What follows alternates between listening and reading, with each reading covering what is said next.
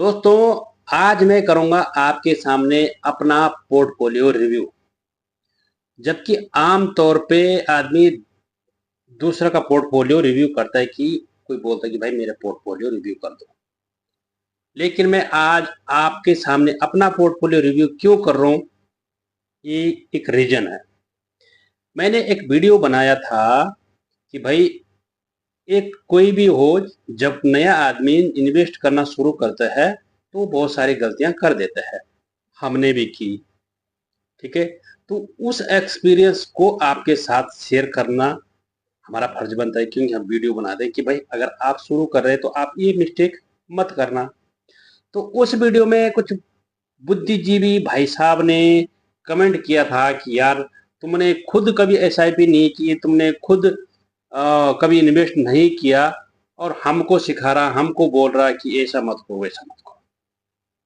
ठीक है भाई साहब, ऐसा कोई भी नहीं बोलता है और कोई भी नहीं बोल सकता है जब तक उसके पास एक्सपीरियंस नहीं है। ठीक है दोस्तों, क्योंकि जब आदमी एक गलती से सीखता है ना, गलती करता है ना, तो उसी गलती से वो सीखता है।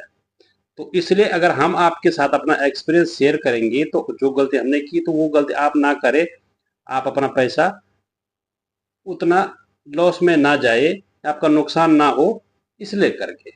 तो आज मैं आपको अपना पैसा, सबसे पहले अपना पोर्टफोलियो आपको दिखा देता हूँ। सही है। तो ये मेरा ग्रो का अकाउंट है। वैसे मैं दोनों इन्वेस्ट कर देता हूँ, करता हूँ, एंजल वन में भी और ग्रो में भी। ठीक है दोस्तों, ये मेरा ग्रो का अकाउंट है। ठीक है। सबसे पहले आपको मैं अपना म्यूचुअल फंड का पोर्टफोलियो दिखाता हूँ। ये मेरा म्यूचुअल फंड का पोर्टफोलियो है। हम अपने चलते हैं डैशबोर्ड में। ठीक है दोस्तों, ये मेरा डैशबोर्ड है और यहाँ पर मैंने जो इन्वेस्ट कर रखा है मोतीलाल ओसवाल में मिड कैप में, HDFC opportunity mid cap, quant small cap, SBI contra fund, SBI 250 index और HDFC short term debt fund. ठीक है, तो Nippon India small cap fund, SBI small cap fund, HDFC manufacturing fund, Canara Robeco fund, Parag Parikh flexi cap fund और दोस्तों SBI automotive.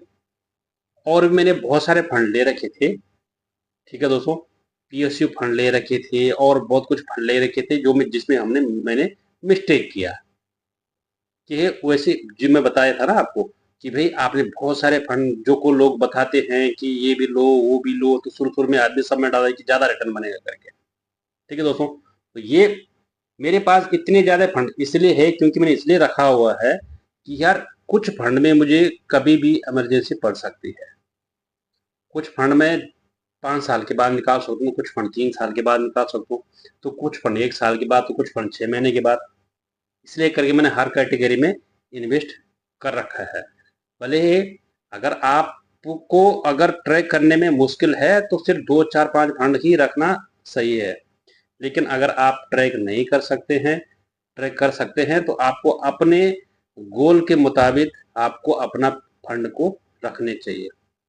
ठीक है दोस्तों, तो इसलिए इन फंड में मैंने इन्वेस्ट कर रखा है। कितना कर रखा है ये मैं आपको नहीं बता सकता हूँ, नहीं बताना चाहिए, क्योंकि कई सारे रीजन है, नजर लग सकती है। नहीं, मजाक कर रहा हूँ, लेकिन क्यों दिखाना है। सही है, आपके अकॉर्डिंग है, आपका कितना बजट है, आपका कितना सैलरी, आपके पास कितना पैसा है, उस हिसाब से आप इन्वेस्ट कर सकते हैं कितने भी। ठीक है दोस्तों, इसलिए आपको डाइवर्सिफाई पोर्टफोलियो को रखना चाहिए। ठीक है दोस्तों, इस तरह से आप, ये मेरा म्यूचुअल फंड का पोर्टफोलियो है। अब मैं आपको बताता हूँ जिनमें मैंने शेयर में भी मैंने इन्वेस्ट कर रखा है। तो ये मेरा,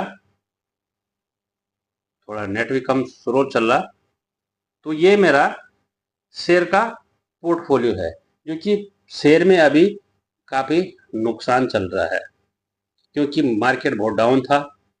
तो हमें इतना नॉलेज तो ज़्यादा नहीं होता है, हम ज़्यादातर उसमें पेनी स्टॉक में डाल देते हैं, जो कि जिसका फंडामेंटल ज़्यादा वो नहीं होता है, और फिर बाद में जब मार्केट गिरता है तो सबसे ज़्यादा स्मॉल कैप ही, छोटे छोटे फंड वो शेयर ही फिटते हैं और उनको ऊपर आने में बहुत टाइम लगता है।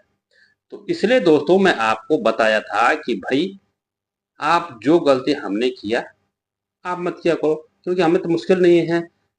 फिर जाके उनको इधर उधर सेट करके अपना पोर्टफोलियो सेट किया। लेकिन स्टार्टिंग में जब आदमी शुरू इन्वेस्ट करता है तो लोगों के बताए हुए करते कि यार ये भी अच्छा होगा, वो भी अच्छा होगा, ऐसे होगा, वैसे होएगा करके फिर जाके ये गलती। लेकिन कुछ लोग बुद्धि, वो लोग भाई साहब मालूम नहीं क्या है उनके अंदर, कि जो बोलते हैं कि भाई तुमने नहीं किया, तुमने कभी खुद ही नहीं किया, हमको बता रहा।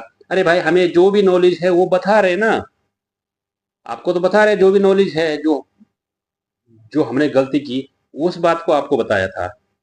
आपका मर्जी है, करना है करो, नहीं करना है नहीं करो।